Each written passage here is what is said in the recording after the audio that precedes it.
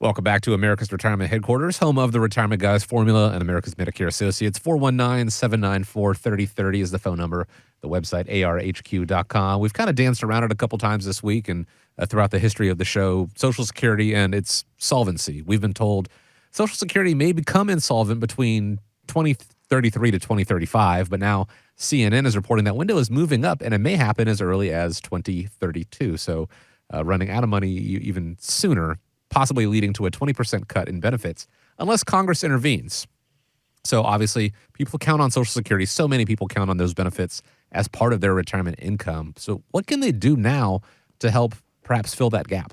Well, I mean, it is every time that they report that number, it seems like it's coming faster and faster. Yeah. And I guess maybe as I get older, time goes faster and faster as well, too. We get together every Monday. We actually talk about the shows and talk about the topics and what we're going to discuss. And last week when we got together and we went over that, we were sitting around and having that discussion. And, one of the things that I think that Scott was adamant about is the fact that, Social Security, in his opinion, is going to honor those commitments. But Social Security in the format that it's at today does have to change because of the massive unfunded liabilities.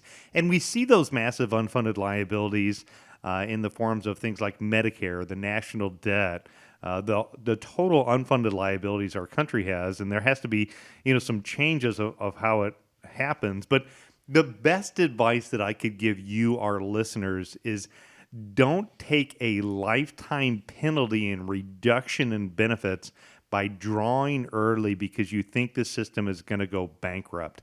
So if you're within 5 years of retirement time, you really need to make sure that you have a Social Security optimization plan put in place that can run the analysis to help figure out what could be the best amount of income that you and your spouse could get by making a better educated decision.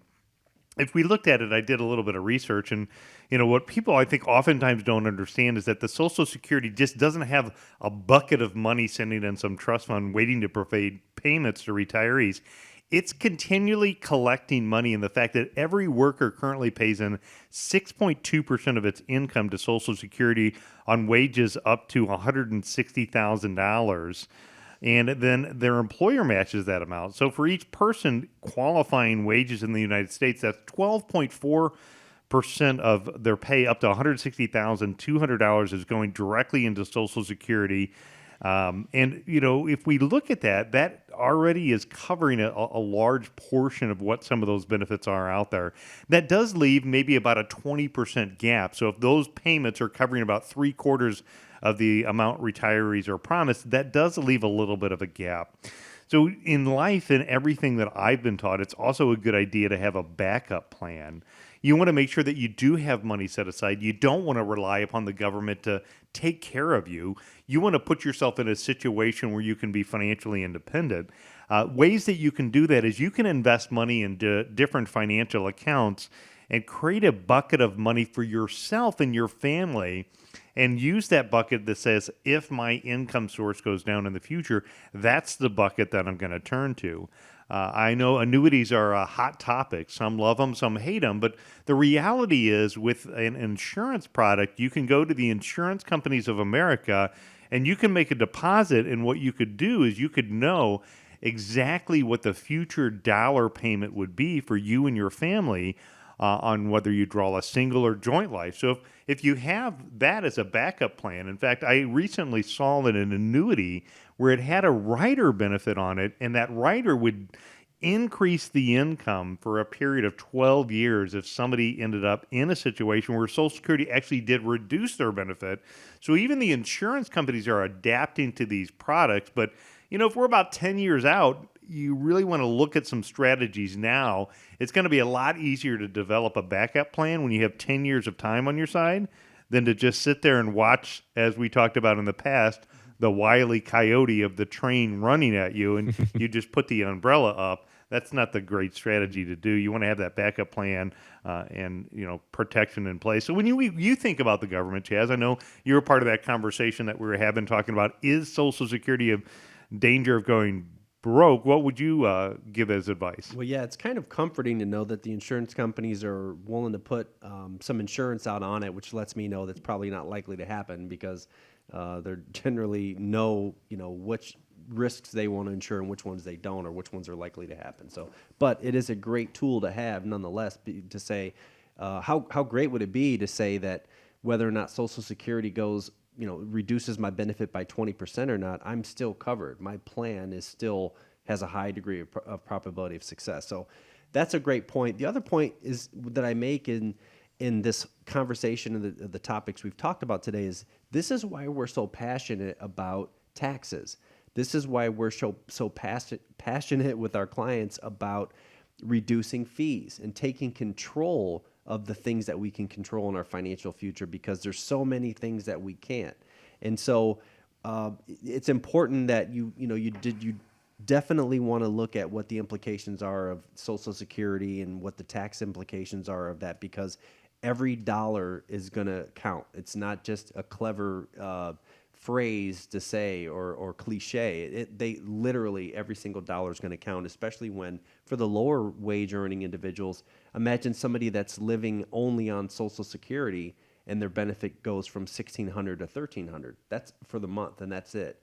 That's really gonna hurt. And so I want to be clear that the Social Security, the term going broke in a sense is true, in that maybe those trust funds, the funds are going to be depleted by a certain time, but Social Security is primarily funded through payroll taxes. And so the other point that I thought was interesting is that as the population is aging, and the ratio between workers and beneficiaries decreasing, that's also a concern about the sustainability of Social Security. And this demographic shift that we're seeing, people, starting to retire, is putting further strain on Social Security. I think the number we talk about in our presentation, 1980, there were about 2.9 children born to every one family. Today, it's about 1.1.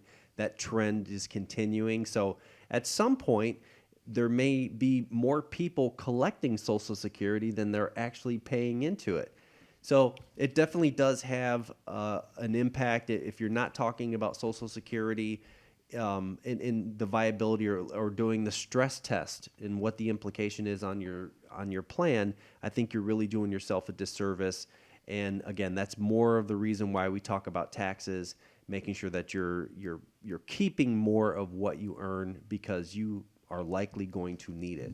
Well, if you look at the stats that are out there, roughly 70% of Americans are deciding to select taking Social Security before their full retirement age, accepting a lifetime penalty. So if you're listening and you're wondering, is Social Security in danger of going broke? And should I make a decision to draw benefits early? I encourage you to run a Social Security optimization report, which is exactly what our office could do. We can show you how to make it more tax efficient income, how to have the potential to get to, what could be higher income for the rest of your lifetime. And, Social Security still should be the cornerstone of your retirement. It needs to be part of the plan. Don't take that lifetime penalty and reduction of benefits of drawing early because you think the system's going to go broke. It may have to change. It possibly will. So have a backup plan. There's a lot of solutions. And like I said, and what Chaz said, control is the key here. You can control in your situation when you draw Social Security. You can control in your situation developing a backup plan. You can control taxation. What you can't do is can't worry and dwell upon what's out of your control. You can't control what the government does on changing benefits.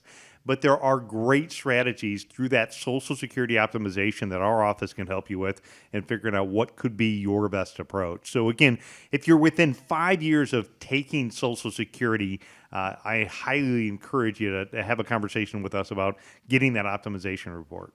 It's not as simple as, turning on Social Security as soon as possible to try to get as much as possible, because you could end up paying more in taxes, giving yourself that lifetime reduction in benefits. Control what you can control. Let the team at America's Retirement Headquarters help you with that control by giving a call, 419-794-3030 for that Social Security maximization report. Or you can also go to the website, arhq.com.